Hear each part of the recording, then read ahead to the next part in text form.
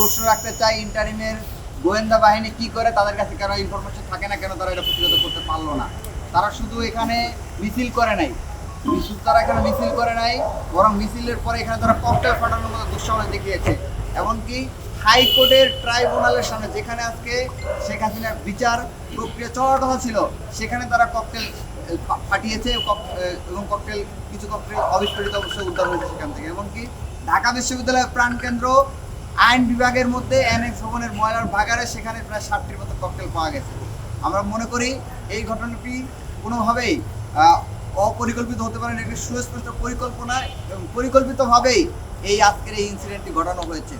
আমরা প্রশ্ন রাখতে চাই, ইন্টারিম গভর্নমেন্ট 5 আগস্ট পরবর্তী সময়ে যতগুলো আওয়ামী লীগ ছাত্রলীগের সন্ত্রাসীদেরকে গ্রেপ্তার করার কথা ছিল, তাদের কাউকে গ্রেপ্তার না করে বরঞ্চ অনেকটা ক্লিন চিট দিয়ে রেখেছে।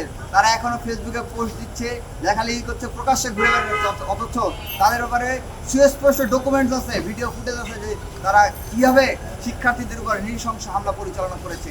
এত তৎপরতা থাকা সত্ত্বেও অত্যন্ত দুঃখজনক যে, এবং তাদের বিরুদ্ধে মামলা হয়েছে, মামলা হওয়ার পরেও ফেসবুক ট্র্যাক করে সহজেই একজনকে বের করা যাচ্ছে কোথায় আছে। এই লীগের সন্ত্রাসীদেরকে গ্রেপ্তার করা হয় নাই। ঢাকা বিশ্ববিদ্যালয়ে প্রায় 500 অধিক ছাত্রলীগ সন্ত্রাসী যারা শিক্ষার্থী নির্যাতনের সাথে জড়িত ছিল, তাদের একটা তালিকা বিশ্ববিদ্যালয় প্রশাসনের কাছে হস্তান্তর করা হয়েছিল এবং যে সকল সন্ত্রাসীরা শিক্ষার্থীদের উপর রক্তাক্ত হামলা করেছিল, নারী শিক্ষার্থীদের রক্তাক্ত করেছিল, তাদের ভিডিও ফুটেজ সহ, ছবি সহ, ডকুমেন্ট সহ তাদের প্রমাণগুলো বিশ্ববিদ্যালয় প্রশাসনের কাছে উপস্থাপন করা হয়েছিল। কিন্তু অত্যন্ত দুঃখজনক হলেও সত্য, আজকে 10 মাস অতিবাহিত হয়ে গিয়েছে, এখন পর্যন্ত বিশ্ববিদ্যালয় প্রশাসন এই নিষিদ্ধ সন্ত্রাসীদের ব্যাপারে কোনো ধরনের ব্যবস্থা গ্রহণ করতে পারে নাই।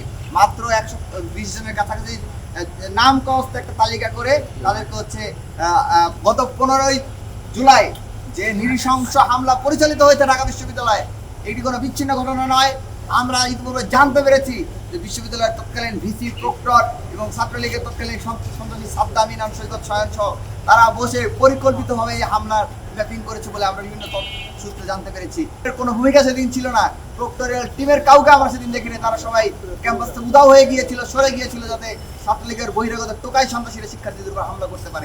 তো আমরা মনে করি এই হামলার সাথে বিশ্ববিদ্যালয়ের তৎকালীন সিনেট সদস্য, তৎকালীন শিক্ষক সমিতির সভাপতি, সেক্রেটারি এবং অন্যান্য নেতৃবৃন্দ এবং বিশ্ববিদ্যালয়ের ভিসি, প্রভিসি সহ যারা তৎকালীন দায়িত্ব ছিলেন, তারা প্রত্যেকেই এর সাথে জড়িত।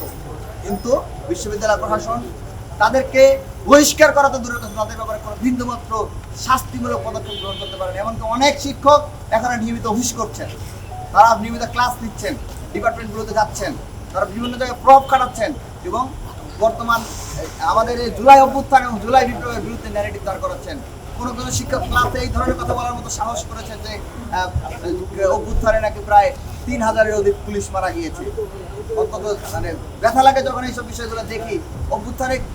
অভ্যুত্থানে কি কোনো পুলিশ ক্ষতিগ্রস্ত হয়েছিল? তেমন কোনো পুলিশ কিন্তু ক্ষতিগ্রস্ত হয়েছিল। কিন্তু আওয়ামী লীগের পক্ষ থেকে 5 আগস্ট পরবর্তী সময়ে 3000, 5000, কোনো সময় 50,000 এরকম পুলিশ মারা হয়েছে বলে একটা গুজব ছড়ানো হয়েছিল এবং এই গুজবটাকেই অনেক শিক্ষক এস্টাবলিশ করার জন্য কাজ করে যাচ্ছে।